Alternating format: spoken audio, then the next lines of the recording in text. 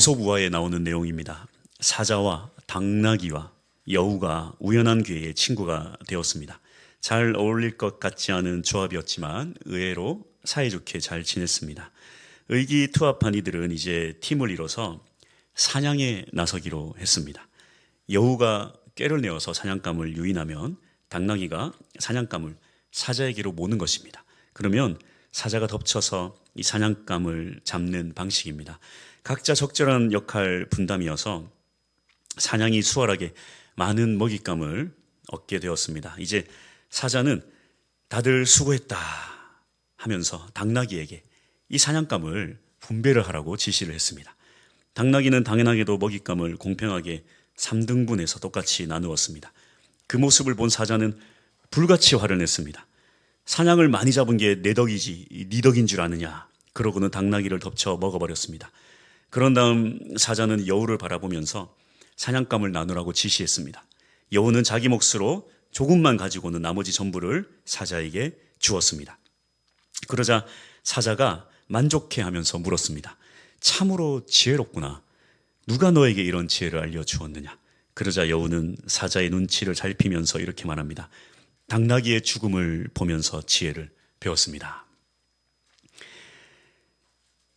이 책이 있습니다. 인생의 마지막 순간에서라는 책의 저자 셀리 티스데일은 수년간 호스피스로 일한 사람인데요. 그녀가 이 죽어가는 사람들을 곁에서 수없이 보고 또 죽음을 맞이하는 그 모습들을 목격을 하면서 그녀는 이 책에 이 불치병에 걸린 사람들에 대해서 이렇게 말했습니다.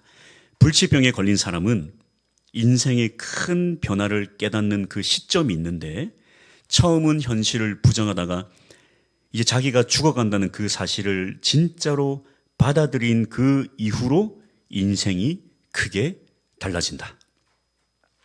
그들의 인생을 변화시키는 결정적인 생각은 바로 이것입니다. 내일은 없다. 그리고 내년도 없다. 그녀는 말합니다. 우리 보통의 사람들의 삶의 중심에는 늘 내일이 있다는 생각을 자리 잡고 있지만 죽음을 인지한 사람들의 인생을 변화시키는 것은 바로 이 내일이 당연하지 않다라는 것입니다. 그래서 마지막일지 모르는 오늘에 대해서 그 삶의 태도가 달라진다는 것입니다.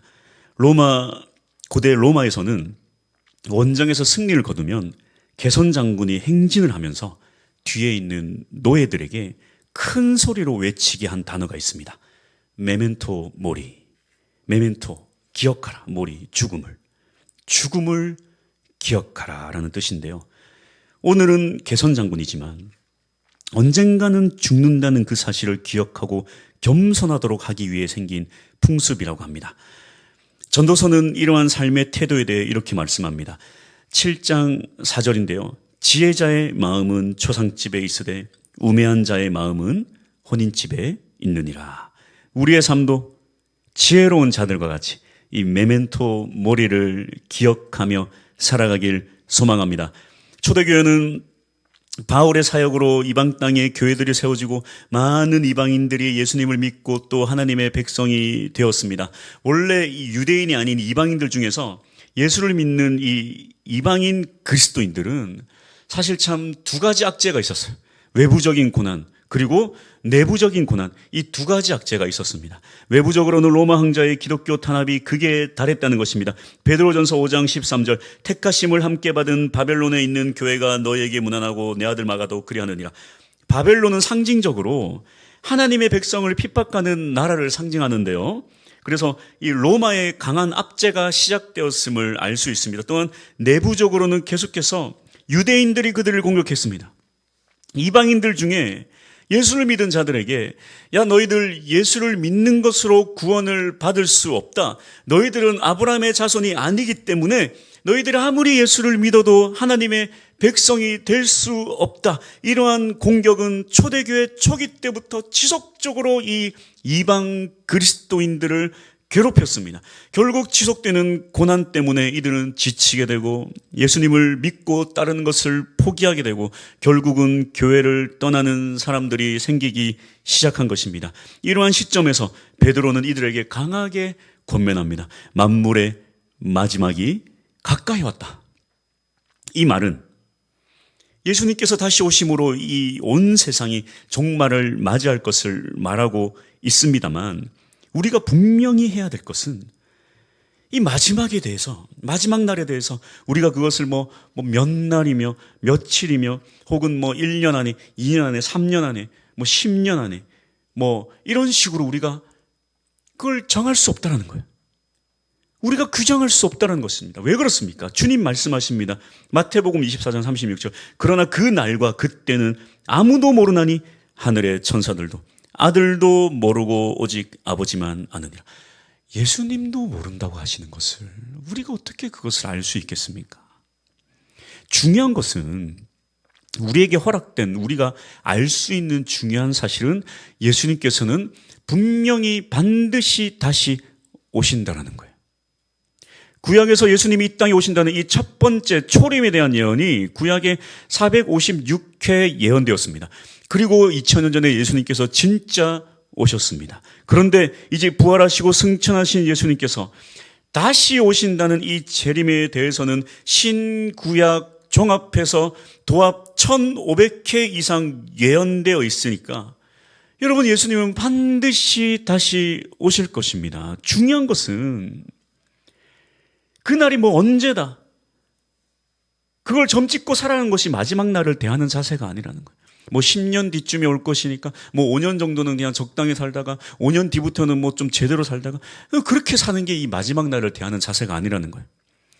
마지막 날을 대하는 자세는 언제든지 주님이 오신다는 그 사실을 기억하고, 여러분, 오늘 주님 오실 수도 있고 내일 오실 수도 있어요. 그건 우리가 알 수 있는 게 아니에요. 다만 주님은 분명히 말씀하십니다. 도적같이 오신다. 우리의 삶의 태도는 언제든 주님이 오신다는 그 사실을 기억하고 준비하는 삶을 살아야 한다는 것입니다. 그리고 또 한 가지, 우리의 육신의 종말도 언제 올지 몰라요. 주님 앞에 누가 갈지는 그 순서는 정해져 있지 않습니다. 나의 순위 아니에요. 그래서 우리는 이 땅에 우리의 이 육신의 삶이 영원하지 않다는 사실을 기억하고 주님을 붙잡고 살아가는 것이 중요합니다. 마치 당연히 내일이 올 줄 알고 생각 없이 살던 그런 삶에서 내일이 당연하지 않는 삶. 그래서 오늘 생명 주시고 오늘을 살아가게 하신 주님을 감사하며 살아가는 이 메멘토 모리의 삶을 살아야 한다는 것입니다. 그러한 삶은 구체적으로 어떠한 삶일까요? 오늘 본문에서 베드로는 종말론적 신앙을 가져라 그러면서 그 자세로 세 가지 동사로서 우리에게 권면하고 있습니다. 첫 번째는 기도하라, 두 번째는 사랑하라, 세 번째는 봉사하라. 하나씩 살펴보겠습니다. 첫 번째, 베드로는 기도하라 권면합니다.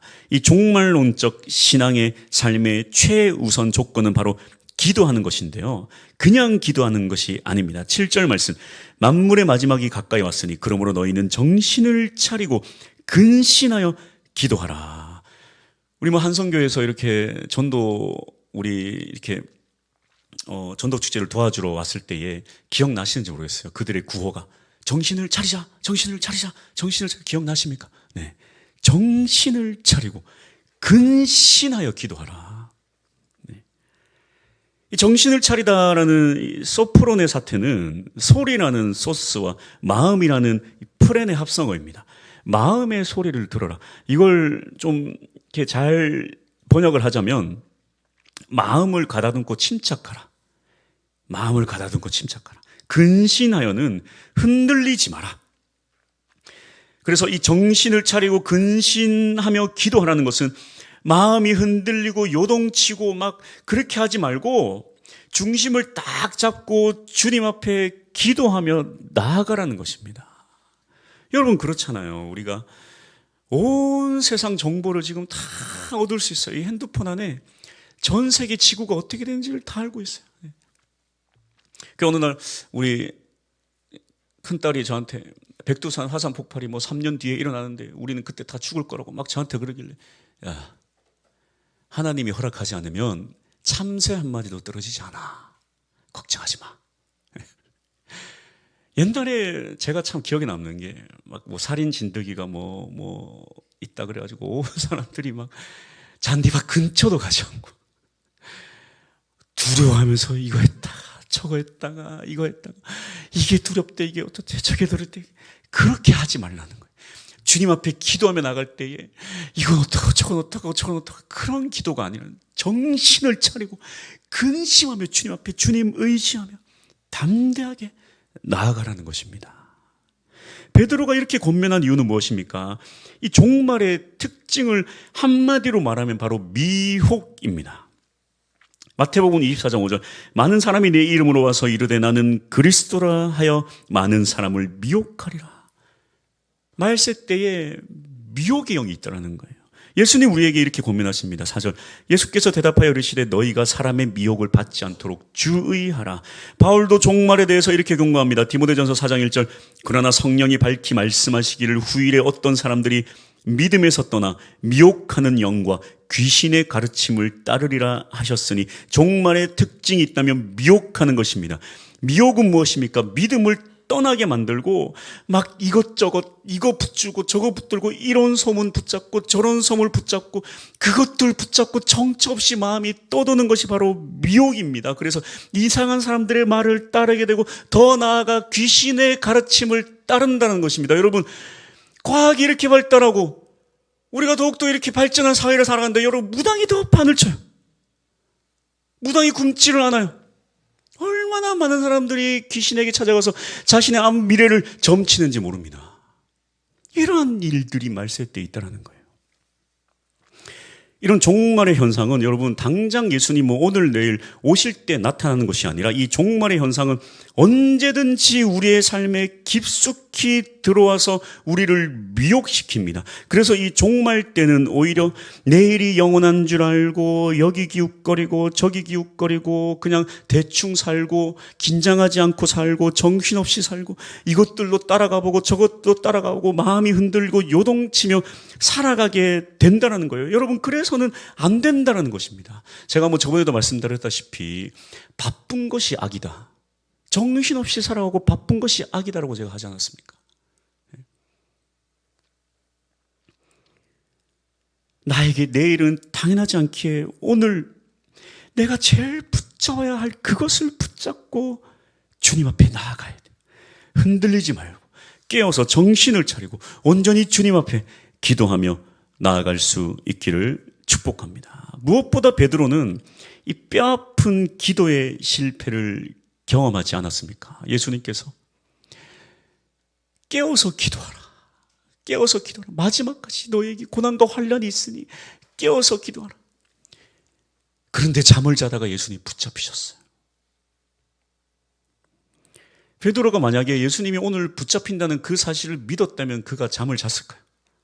오늘 예수님이 붙잡힐 줄 알았다면 아니 알고 예수님이 말씀하셨죠. 그가 그걸 고지 듣지 않았기 때문이죠. 그렇게 안 될 줄 알았어요. 그래서 잠을 잔 겁니다. 예수님 당장에 붙잡힐 줄 알았으면 잠을 자지 않았어요. 그래서 그가 그런 뼈아픈 실패를 통해 깨달은 진리가 바로 이것입니다. 정신을 차리고 근신하여 기도하라. 여러분 어찌 보면 2025년은 우리에게 당연히 찾아오는 새해가 아닐지도 모릅니다. 여러분 우주를 보면 볼수록 어떻습니까? 여러분 하나님이 이 우주를 잠깐이라도 살짝이라도 탁 건들면요 와장창 우주 우리 끝나요. 한순간에 끝납니다. 지구가 얼마나 빠르게 태양을 공전하는지 아십니까? 근데 이 태양계가 얼마나 빠르게 우리 은하를 회전하는지 아세요? 이렇게 빠르게 회전하는 여기서 뭐가 하나라도 살짝 건드려서 지구가 조금이라도 태양에서 멀어지면 우리는 다 얼어 죽어요. 우리에게 내일은 당연하지 않습니다. 2025년은 당연하지 않아요. 근데 마치 당연한 것처럼 그저 흘러가는 세월을 그렇게 살아간다면 하나님이 원하는 삶이 아닙니다. 내게 주어진 오늘을 감사하며 또한 내게 주어질 이 2025년도를 은혜로 살아갈 수 있는, 정신을 차리고 근신하며 기도로 준비하며 나아갈 수 있는 우리 모두가 될 수 있길 축복합니다. 두 번째 바울은 이렇게 고면합니다. 사랑하라. 뜨겁게 사랑하라. 8절 말씀입니다. 무엇보다도 뜨겁게 서로 사랑할지니 사랑은 허다한 죄를 덮느니라. 예수님은 말세에 이 미혹에 대해서 말씀하시면서 미혹과 함께 찾아올 이것을 경고하세요. 그러니까 미혹과 함께 따라다니는 것이 있는데 그게 무엇이냐면 마태복음 24장 11절에서 12절 거짓 선지자가 많이 일어나 많은 사람을 미혹하겠으며 불법이 성함으로 많은 사람의 사랑이 식어지리라. 미혹과 함께 찾아오는 게 사랑이 식는 거예요. 사랑이.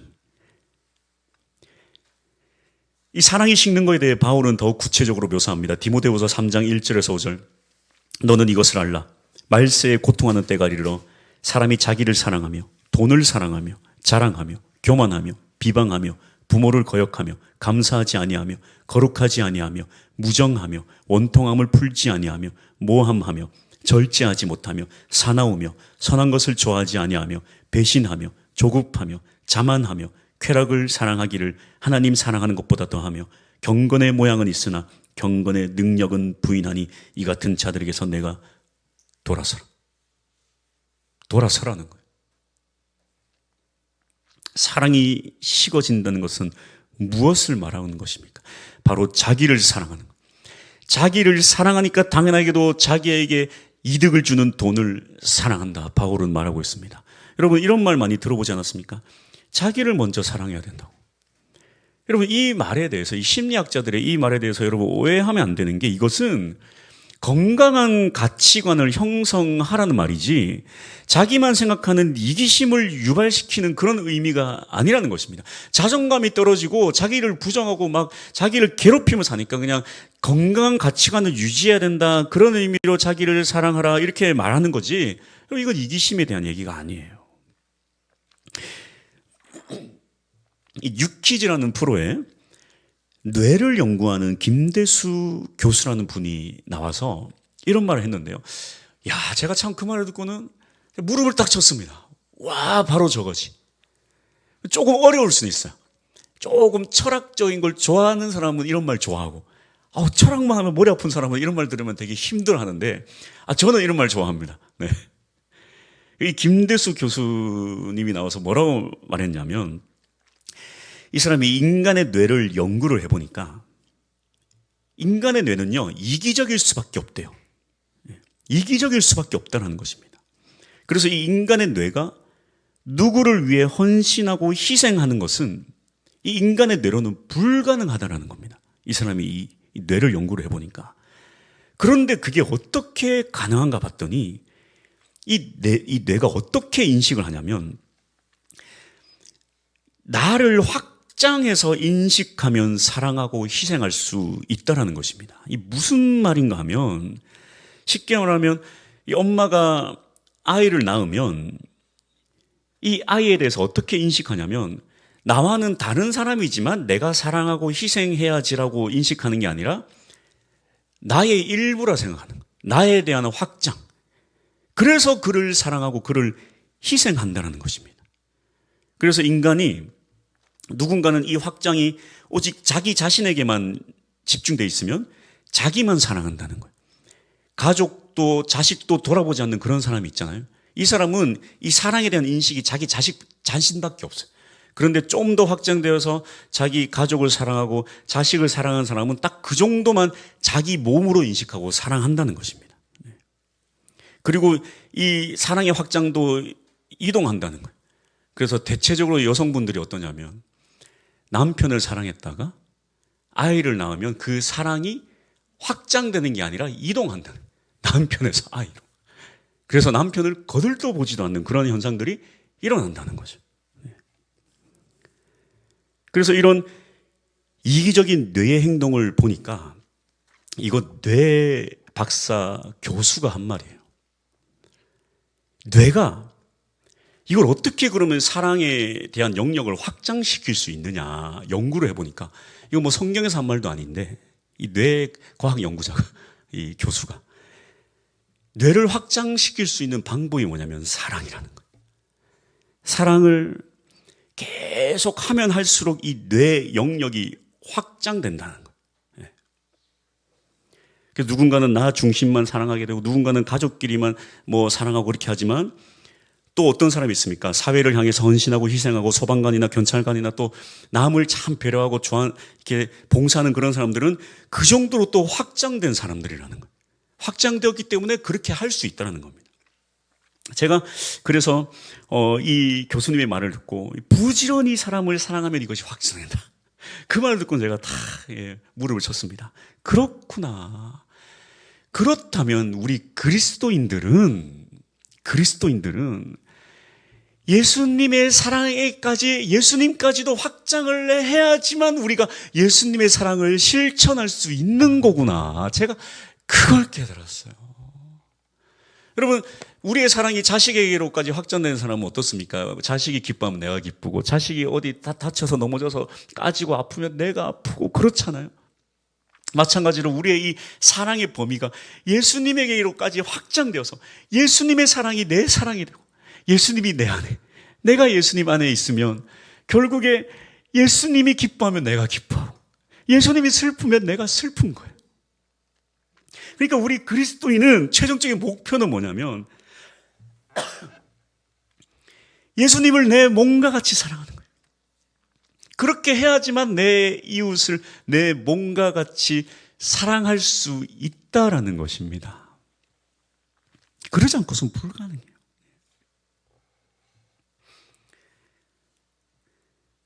그래서 베드로는 권면합니다. 이 말세 때에 온 세상이 사랑이 식어지고 자기 자신만 생각하고 이 사랑의 확장을 자기 자신에게만 탁 맞춰놓고 살아가는 이 세대에 이 말세를 이기는 방법은 예수님의 사랑을 배워서 바로 뜨겁게 사랑하라. 뜨겁게 사랑합시다. 우리 좀 가족끼리 앉아 계신 것 같은데 힘들겠지만 한번 해봅시다. 우리 옆분과 얘기합시다. 뜨겁게 사랑합시다. 불타오르게 사랑합시다. 이 건성으로 하시는 분이 좀 계신 것 같아요. 할렐루야. 종말을 이길 수 있는 매일매일이 종말론적 신앙관으로 살아가는 두 번째 방법, 바로 뜨겁게 사랑하는 것입니다. 세 번째 다 같이 한번 읽어볼까요? 시작. 이 종말론적 삶의 또 다른 모습은 바로 봉사하는 것입니다. 베드로전서 4장 9절에서 10절 한번 다 같이 한번 읽어볼게요.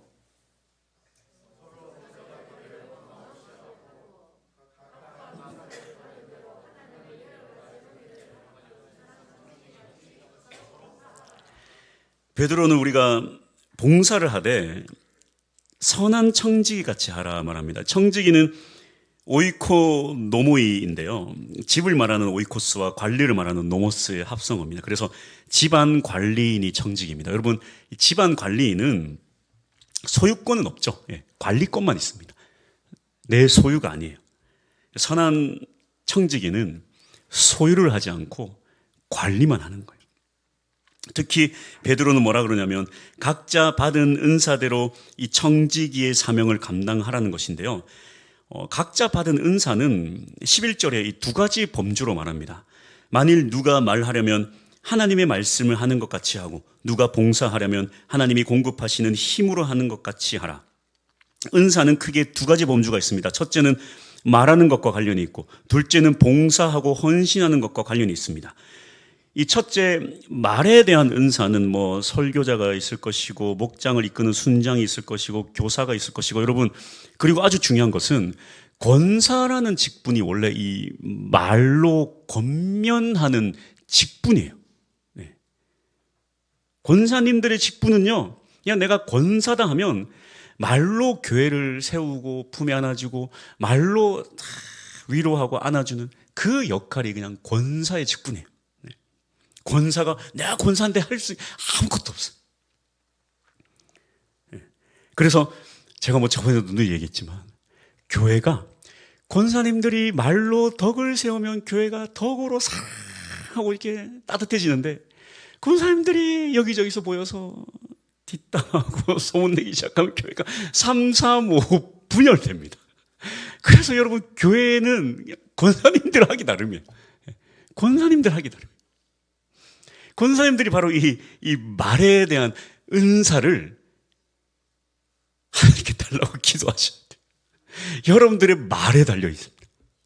우리 충만교회는 권사님들의 말에 달려 있어요. 할렐루야. 아이고, 우리 권사님 크게 말씀 아멘 하셨네. 여러분의 말에 달려 있다는 사실 반드시 기억하시기 바랍니다. 그래서 이 말에 대한 은사는 어떻습니까? 자신의 뜻과 자신의 사상, 자신의 야망, 분노 이런 거, 여러분, 이 말에 대한 은사는요, 그렇게 하는 게 아니에요. 어떻게 하냐면 하나님의 말씀을 하는 것 같이 하라. 아니, 설교자 설교하듯이 하라는 거예요. 여러분, 설교자 설교를 준비하는데 막 대충 하겠습니까? 여러분, 저는요, 원고 없이 설교하는 것, 저는 그 주의자가 아닙니다. 여러 가지 주의자가 있잖아요. 원고 없이 설교하는 게 잘하는 설교다. 그런데 저는 원고 없이 설교하는 건 설교가 아니라고 생각하는 사람 중에 하나예요.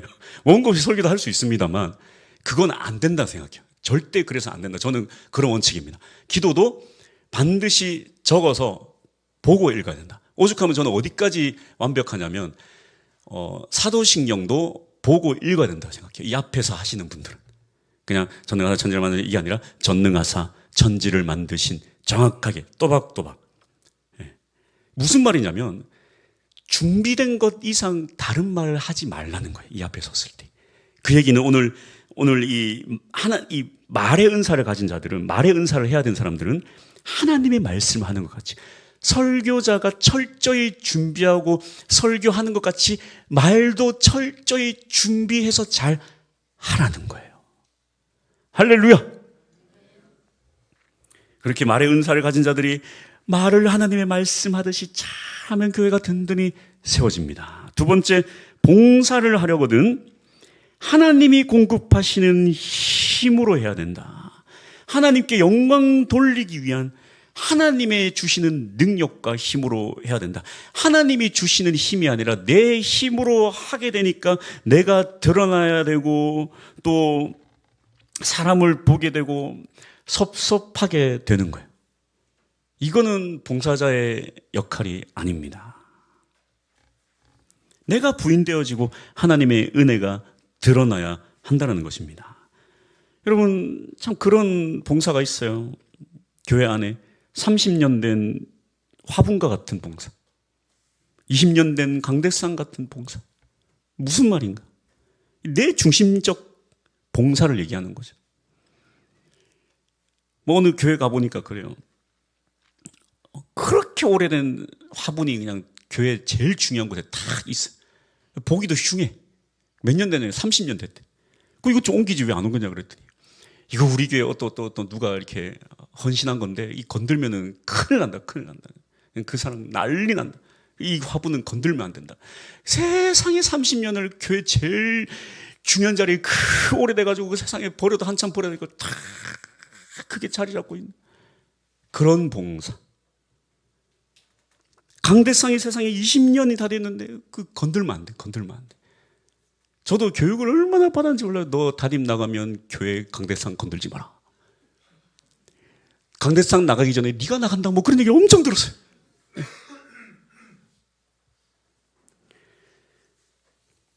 여러분 어떻습니까? 여러분 옷도요, 하물며 제일 유행을 안 탄다는 남성 정장도요, 여러분 5년 10년 지나면 촌스러워져요. 무슨 말인지 아세요?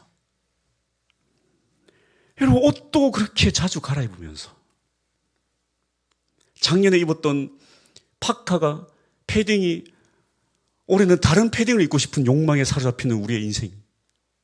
하물며 그 교회관 강대상 몇십 년을 건들지 못하고 세상에 막 보기 흉하게 있는 그런 촌국이 교회 안에서 일어난다는 거예요. 자기 중심적 봉사헌신, 내가 했다는 거. 모든 봉사와 헌신은 하나님께 영광 돌리는데 궁극적인 목표가 있습니다. 내 자식 옷 사주고는 그거 10년 20년 너 그것만 입어야 돼. 그런 부모가 어디 있어요? 신발 사줘도 신발 헤어지면 바로 사주고, 좀 스타일 변화될 수 있게 요즘은 또 좀 더 잘 사게 됐으니까 옛날에야 신발이 닳도록 신었지만 요즘은 좀 스타일 변화할 수 있게 이 신발 사주고 저 신발 사주고 바꿔 신으라고 그러고 옷도 좀 그렇게 입게 하고 이 자식도 그렇게 하는데 오늘 이 교회가 교회는요 제일 깨끗해야 돼요. 제일 깨끗해야 되고 제일 관리되어져야 되는 곳이 교회입니다. 더 나아가서 여러분 가장 아름다운 곳 우리 집보다 더 좋아야 돼요. 어떻습니까? 옛날에는 집은 막 별로라도 교회는 다 깨끗하고 참 그러지 않았습니까? 20, 30년 전엔 그랬는데 교회는 20, 30년 전 그 전으로 그대로 있고 집들은 다 변했어요. 다 변해.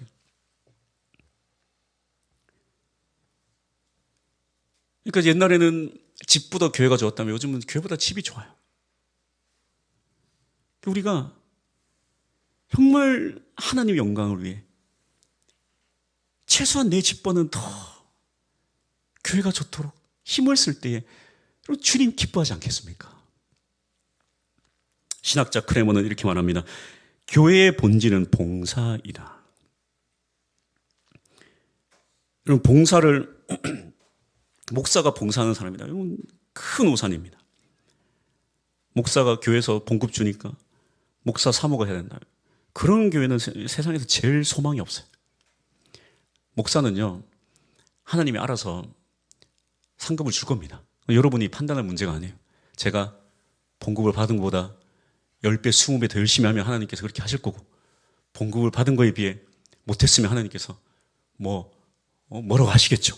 그건 하나님이 하실 일이고, 교회의 결국은 성도의 봉사와 헌신으로 세워져야 됩니다.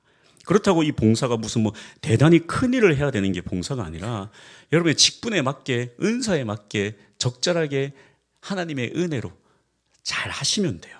그래서 누군가는 목장 모임에 참여만 하는 것도 여러분 대단한 봉사입니다. 여러분 교회가요 한 사람만 빠져도 힘이 얼마나 빠지는지 몰라요. 근데 그 한 사람의 에너지가 함께 모이면 얼마나 큰 힘이 됩니까?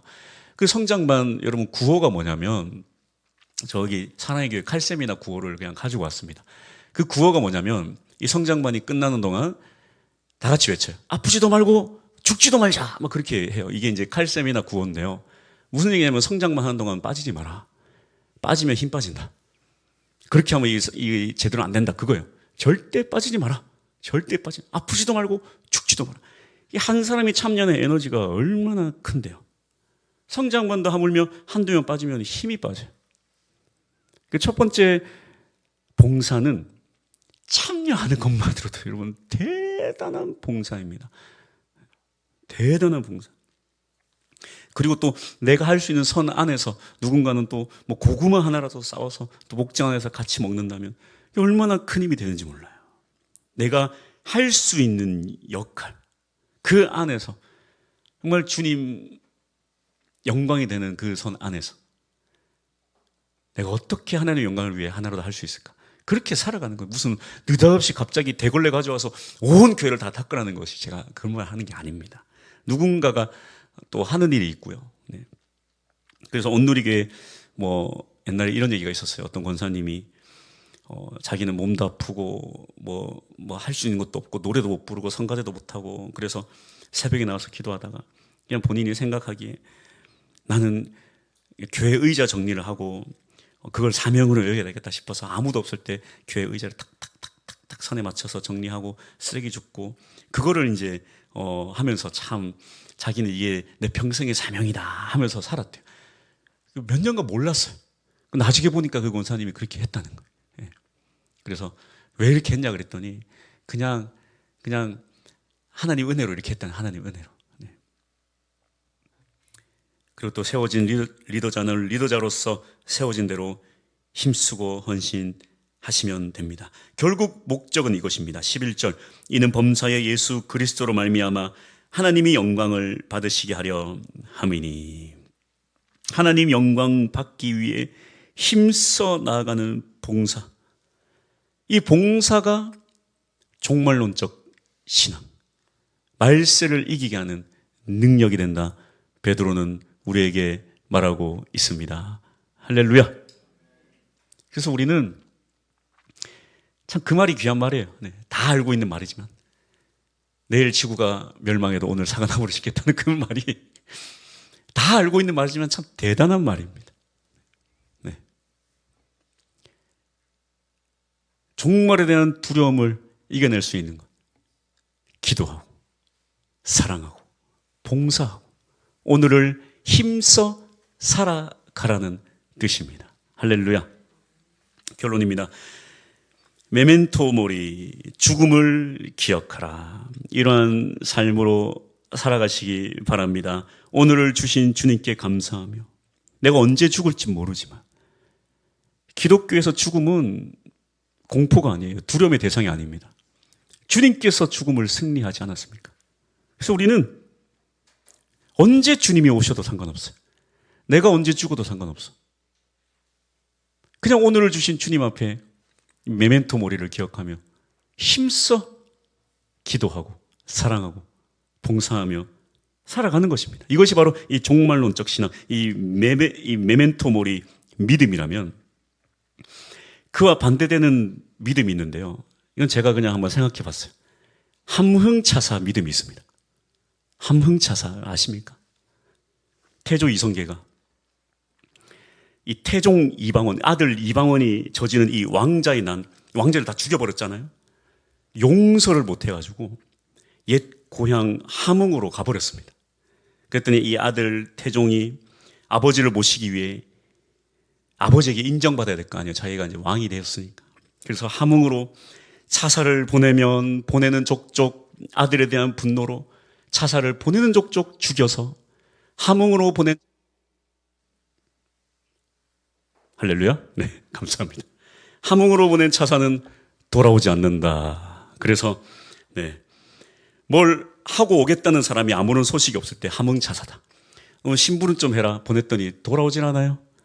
아이고 함흥차사다 그러는 거예요. 이 함흥차사 믿음이 있어요. 주님 오시긴 뭘 와?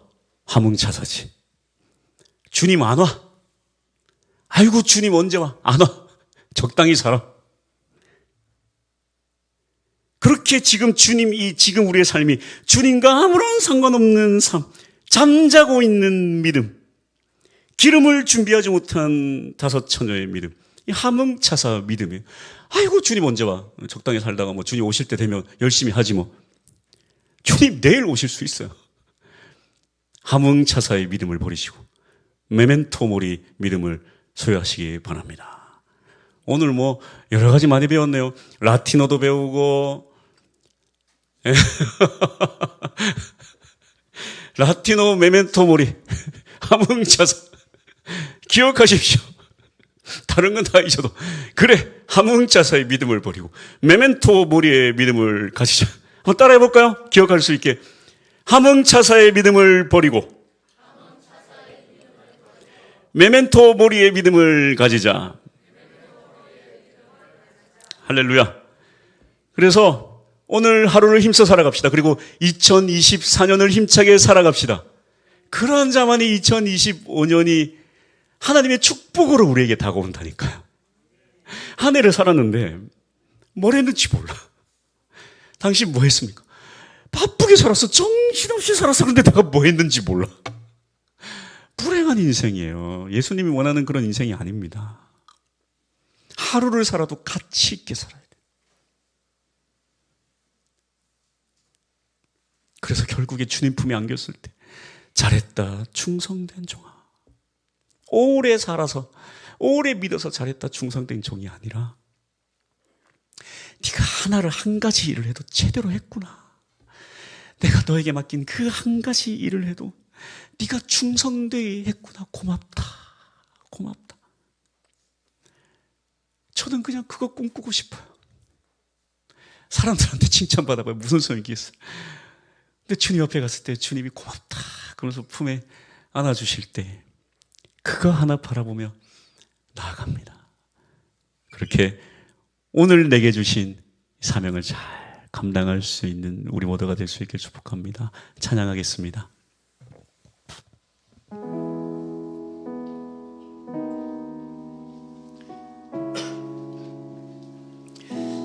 저는 참 이 찬양 좋아합니다. 주 선한 능력으로.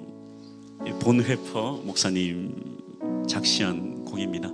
감옥에서 나치에 대항하다가 잡혀서 고난받고, 그는 이 시를 쓰고 죽었어요.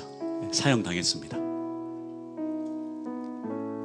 그는 주님은 반드시 승리한다라는 그 믿음을 가지고 이 시를 지었지만, 사실 그는 승리를 보지 못하고 죽었어요. 그는 오늘을 최선을 다해 살았습니다. 하지만 누가 승리했을까요?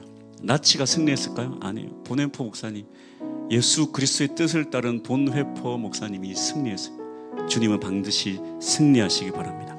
그래서 이 본회퍼 목사님은 나치가 무너지는 걸 보지 못하고 죽었지만 그의 정신은 남아서 지금 우리에게도 큰 귀감이 되고 있어요. 이러한 삶이 사람이 기억하고 하나님이 기억하는 삶입니다. 사람만 기억할까요? 아니에요. 하나님 기억하세요. 그래서 지금 보이지 않아도 주님은 반드시 승리할 것이라고 믿고 이 시를 적은 그 마음을 붙잡고 우리도 오늘 하루를 주님 주실 승리를 바라며 때로는 고난 중에도 믿음으로 나아갈 수 있는, 기도하고 사랑하고 봉사하며 나아갈 수 있는 우리 모두가 될 수 있길 축복합니다. 우리 찬양하겠습니다.